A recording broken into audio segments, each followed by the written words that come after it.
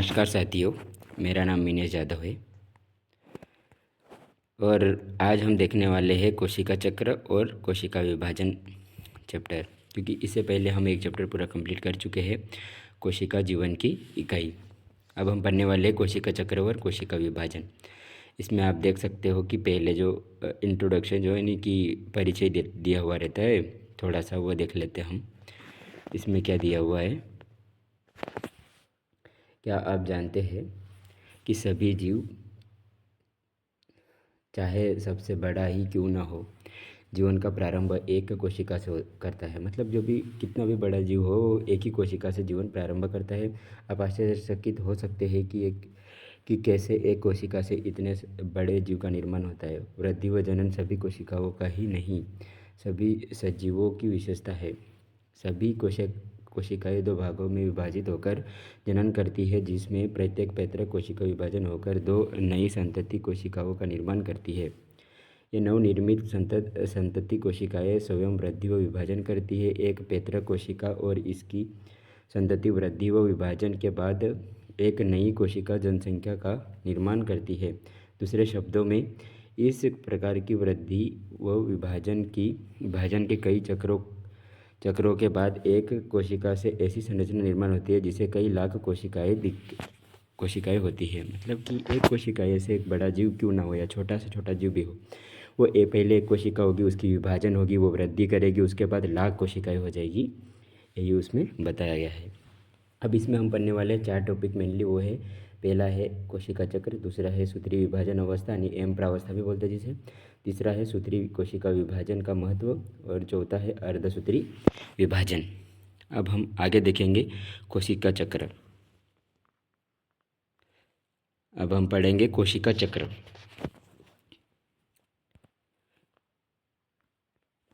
कोशिका विभाजन सभी जीवों के लिए एक अत्यंत महत्वपूर्ण प्रक्रिया है। एक कोशिका विभाजन के दौरान डीएनए प्रतिकृति व कोशिका वृद्धि होती है। क्या होती है? एक कोशिका विभाजन के दौरान डीएनए प्रतिकृति व कोशिका वृद्धि होती है। ये सभी प्रक्रिया जैसे कोशिका विभाजन, डीएनए प्रतिकृति और कोशिका वृद्धि एक दूसरे के साथ समायोजित होकर इस प्रकार संपन्न होती है कि कोशिका विभाजन सही होता है। वह संतति कोशिकाओं में इनकी पैतृक कोशिका वाला जीनोम होता है। घटनाओं का यह अनुक्रम, जिसमें कोशिका अपने जीनोम का द्विगुणन व अन्य संघटकों का संश्लेषण और तत्पश्चात विभाजित होकर दो नई संतति कोशिकाओं का निर्माण करते हैं, इसे कोशिका चक्र कहते हैं। मतलब कि जो भी होता है, मतलब कि जो नई संतति कोशिकाएं बनती है यानी कि किसी विभाजन, उसे क्या कहते हैं? कोशिका विभाजन हो रही है, उसे क्या कहते हैं? कोशिका चक्र। मतलब जो कोशिका विभाजन होने से पहले जो चल रहा है उसी को क्या कहते हैं? चक्र कहते हैं, कोशिका चक्र। यद्यपि कोशिका वृद्धि कोशिका द्रव्य वृद्धि के संदर्भ में एक सतत प्रक्रिया जिसमें डीएनए का संश्लेषण कोशिका चक्र के किसी एक विशिष्ट अवस्था में होता है। ठीक है, अब आगे देखिए। कोशिका विभाजन के दौरान प्रतिकृति गुणसूत्र डीएनए जटिल घटनाक्रम के द्वारा संतति केंद्रकों में वितरित हो जाते हैं।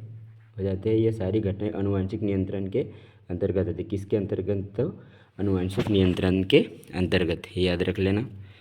अब पहला टॉपिक हमारा हो गया है समाप्त, सॉरी उसी का है। दूसरा टॉपिक है उसका, ये कोशिका चक्र की प्रावस्था। ये भी पढ़ेंगे हम। क्या पढ़ेंगे? कोशिका चक्र की प्रावस्था है।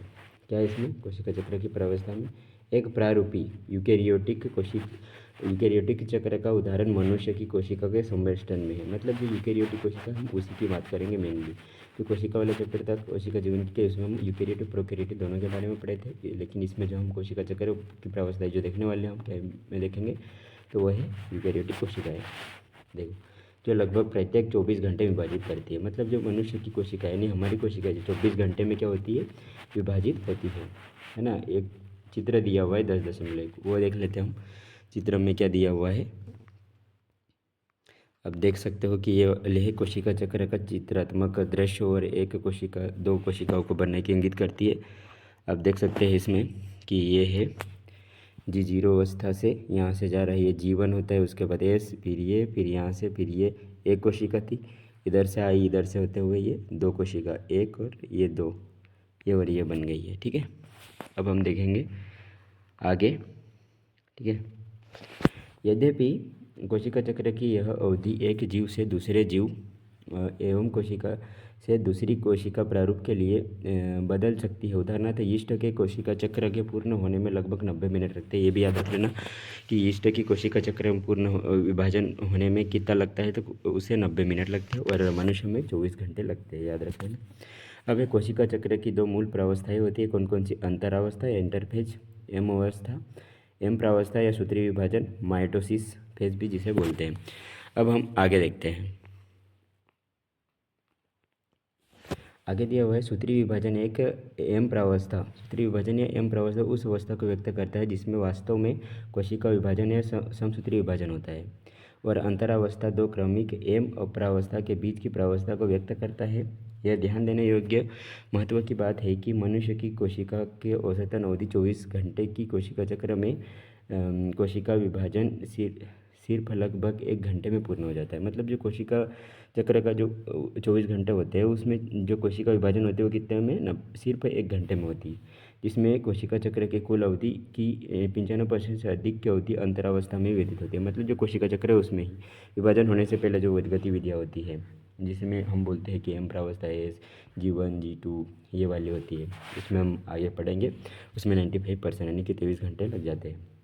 आगे दिया हुआ है फिर एम प्रावस्था का आरंभ केंद्र के विभाजन कैरियोकाइनेसिस से होता है, जो कि संगत संतति गुणसूत्र के पृथक्करण सूत्रीय विभाजन के समतुल्य होता है। और इसका अंत कोशिका द्रव्य विभाजन साइटोकाइनेसिस के साथ होता है। अंतरावस्था को विश्राम अवस्था भी कहते हैं। अब अंतरावस्था को विश्राम अवस्था भी कहते हैं, याद रख लेना। यह वह प्रावस्था है जिसमें कोशिका विभाजन के लिए तैयार होती है, कोशिका विभाजन के लिए तैयार होती है, इसलिए उसे क्या कहते हैं? विश्राम अवस्था कहते हैं। इस दौरान क्रमबद्ध तरीके से कोशिका वृद्धि व डीएनए का प्रतिकृतिकरण होता है। डीएनए का प्रतिकृतिकरण मतलब अगर एक डीएनए तो 2 हो जाएगा, मतलब डबल हो जाता है, उसे ही प्रतिकृतिकरण कहते हैं। अब आगे देखते हैं हम। फिर देखो अंतरावस्था को 3 प्रावस्थाओं में विभाजित किया गया है। क्या क्या है? पंचसूत्रीय अंतरकाल प्रावस्था G1 फेज जिसका बोलते हैं संश्लेषण प्रावस्था एस फेज, पूर्व सूत्रीय विभाजन अंतराकाल प्रावस्था G2 फेज, जैसे मैं बोला था। अब हम आगे देखेंगे पंचसूत्री अंतरकाल प्रावस्था G1 फेज समसूत्रीय विभाजन एवं डीएनए प्रतिकृति के बीच अंतराल को प्रदर्शित करता है। जो जीवन है वो कई को अंतरकाल प्रावस्था और सूत्रीय विभाजन और डीएनए प्रतिकृति को, है ना।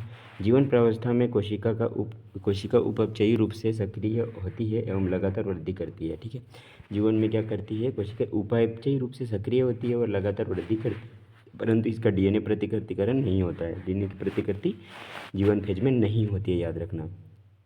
एस फेज का संश्लेषण प्रावस्था के दौरान डीएनए का निर्माण एवं इसकी प्रतिकृति होती है। इस दौरान डीएनए की मात्रा दुगनी हो जाती है। यदि डीएनए की प्रारंभिक मात्रा को 2C से चिन्हित किया जाए तो यह बढ़कर 4C हो जाती है। यद्यपि गुणसूत्र की संख्या में कोई वृद्धि नहीं होती, मतलब जो डीएनए है वही 2C से 4C होगा, लेकिन गुणसूत्र में कुछ नहीं होगा। ठीक है, यदि जीवन प्रावस्था में कोशिका द्विगुणित है, 2n गुणसूत्र है, तो एस प्रावस्था के बाद भी इनकी संख्या वही रहेगी जो कि 2n है, जो जीवन अवस्था में थी, अर्थात 2n होगी। ठीक है।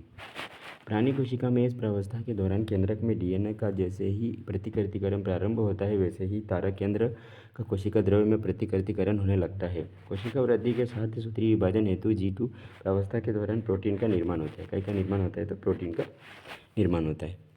अब हम आगे देख लेते हैं। प्रौढ़ प्राणियों में कुछ कोशिकाएं विभाजित नहीं होती है, जैसे हृदय कोशिका। कौन सी कोशिका? हृदय कोशिका। और अनेक दूसरी कोशिकाएं यदा कदा विभाजित होती है। ऐसा तब ही होता है जब क्षतिग्रस्त या मृत कोशिकाओं को बदलने की आवश्यकता होती है। मतलब कि अगर मृत कोशिका हो गई तो भी, नहीं तो ऐसे यदा कदा मतलब कभी कभी ज़रूरत पड़ती है। ये कोशिकाएं जो आगे विभाजित नहीं होती है जीवन अवस्था से निकलकर निष्क्रिय अवस्था में पहुंचती है, जिसे कोशिका चक्र की शांति G0 अवस्था कहते हैं। मतलब G0 अवस्था कहते हैं जैसे हृदय की कोशिका हो गई, क्योंकि मतलब जीवन से निकलकर किसमें? निष्क्रिय अवस्था में पहुंचती है, जिसे कोशिका चक्र की शांत अवस्था यानी G0 अवस्था कहते हैं। मतलब वो विभाजन नहीं होगी। इस अवस्था की कोशिका उपचयी रूप से सक्रिय होती है। याद रख लेना, उपचयी रूप से तो सक्रिय होगी, लेकिन ये विभाजित नहीं होगी। इनका विभाजन जीव की आवश्यकता अनुसार होगा। मतलब कि मान लो कि तुम्हारी उंगली है, कट गई है, तो उंगली नहीं कटी तब तक तो वह G0 अवस्था में है, लेकिन जब उंगली कट जाएगी तो उसे कहाँ भरने के लिए वापस होगा, तो वह G0 से वापस विभाजन अवस्था में आ सकती है। मतलब आवश्यकता अनुसार जब भी विभाजन है इनका विभाजन जीव की आवश्यकता अनुसार, मतलब अगर उंगली कट गई है तो फिर आ जाएगा। फिर हम पढ़ते हैं आगे। प्राणियों में सूत्रीय विभाजन केवल द्विगुणित कई कोशिकाओं में ही दिखाई देता है। हालांकि इसमें कुछ अपवाद है, जैसे जहाँ हैप्लॉइड अगुणित कोशिकाएं समसूत्रीय विभाजन द्वारा विभाजित होती है। उदाहरण के लिए नर मधुमक्खी।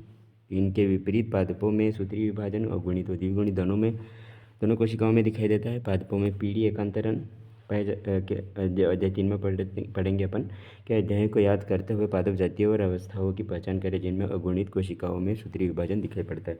मतलब जो है एकांतरण, पीढ़ी एकांतरण मतलब पीढ़ी दर पीढ़ी। जैसे तुम्हारा डीएनए, तुम्हारा डीएनए जो है वो कहाँ से आया, तुम्हारे पापा से, तुम्हारे पापा का डीएनए मम्मी पापा का तुम्हारे दादा नाना से आया, वो वाला। अब ये सूत्रीय विभाजन अवस्था या एम प्रावस्था पढ़ने से पहले हम कुछ ऊपर कॉलम दिए हुए हैं उसको पढ़ेंगे। देखते हैं ऊपर कॉलम दिए हुए कुछ, एक ये वाला रहा और एक ये वाला। हम इसको पहले पढ़ लेते हैं। इसमें देख सकते हो आप, इसमें पढ़ लेते हैं। पादप प्राणी अपने जीवन काल कैसे वृद्धि करते हैं? क्या पौधे में सभी कोशिकाएं जीवन भर विभाजित होती रहती है? क्या आप सोचते हैं कि कुछ कोशिकाएं सभी पौधों एवं प्राणियों के दौरान हमेशा विभाजित होती रहती है? तो आप बताइए होती रहती है या नहीं। फिर है, क्या आप उच्च कोटि के पादप में उस ऊतक का नाम व स्थान बता सकते हैं जिसकी कोशिकाएं जीवन भर विभाजित होती रहती है? शीर्षस्थ कोशिका में पाई जाने वाली कोशिका जीवन भर विभाजित होती रहती है, इसलिए उन्हें विभाजकों की ऊतक कहते हैं। ये पादपों के बारे में।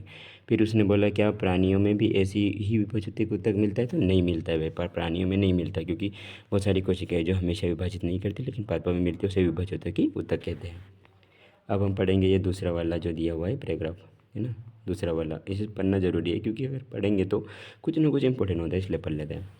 अब इसमें दिया हुआ आप प्याज की जड़ इस शीर्ष पर पाई जाने वाली कोशिका में सूत्रीय विभाजन पर अध्ययन कर चुके होंगे, वे पहले भी आ चुका था। इसकी प्रत्येक कोशिका में 16 गुणसूत्र होते हैं। क्या आप बता सकते हैं कि जीवन अवस्था एस एवं एम प्रावस्था के बाद में कितने गुणसूत्र होंगे? तो देखो, जीवन में 16 गुणसूत्र है, तो एस और एम में भी 16 ही होंगे, क्योंकि पढ़ा था उसमें 2C से 4C डीएनए होता है, गुणसूत्र नहीं होते।